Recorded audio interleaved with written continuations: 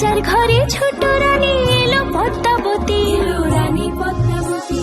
রাজার আরো 6টি রানীর ছিল না সন্তান, পদ্মাবতীর কোলালোতে মিলল সমাধান। বছর যেতে জন্ম নিল 7 ছেলে 1 মেয়ে, হয় খুশির আকাশ হঠাৎ কালো মেঘে গেল ছেয়ে। হিংসেতে যায় জ্বলে পুড়ে বাকি 6টি রানী, যুক্তি করে ঘটায় ওরা 7 কুমারের হানি।